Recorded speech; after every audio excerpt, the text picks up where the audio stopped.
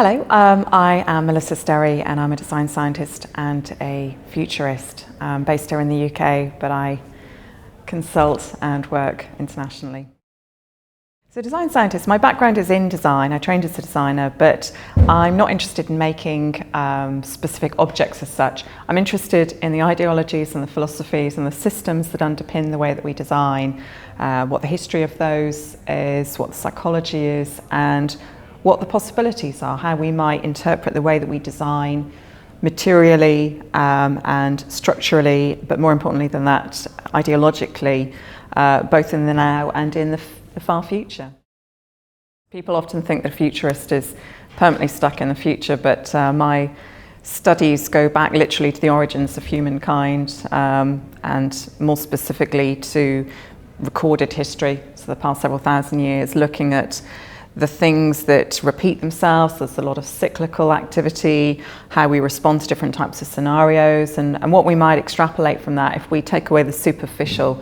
If we forget about, for example, the fashions of the day and the limitations of the day, and we actually think about what is it to be human, what do we fundamentally do in these sort of scenarios, and how might we respond again, and in particular, I have an interest in resilience to natural hazards and major disruption events, and looking at what sort of patterns emerge there, and the sort of things that tend to catch out humanity is that when we are hit with an unknown, something that was not on our radar, inherently, if we've got an idea it might happen, we have procedures in place such that will help mitigate the impacts thereof. But if it's completely unexpected, then that's when we tend not to cope so well.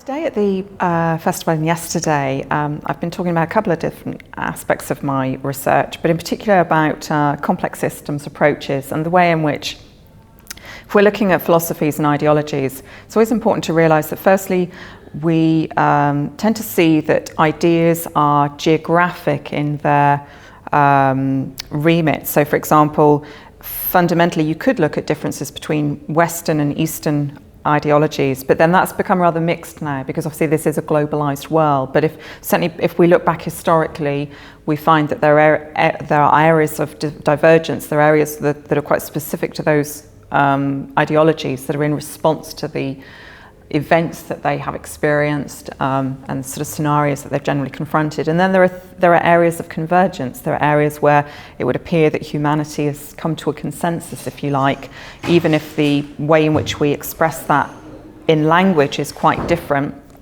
The fundamental meaning might well be the same. And in particular, I also look not only at the way that humanity engages with complex scenarios, but natural systems. And that came in part from a love of nature and the natural world, and in the wider sense, the other sciences. But more than that, I was looking to the greatest degree possible to try and get, if you like, an impartial perspective on how we might deal with certain scenarios. And so when I'm looking at the way that ecosystems respond to natural hazard events, I look at it from the statistics, I look at it from the sort of the nuts and bolts of science, and invariably I will interpret that in an anthropological sense, because I will be connecting it to fundamental philosophies, values, and so forth. But I try to the greatest extent not to do that. And there are some very, very interesting and compelling scenarios in nature where what we as humanity would perceive as a disaster was actually a catalyst for creation. And you might even argue that without catastrophe as such, evolution as we know it would not have occurred.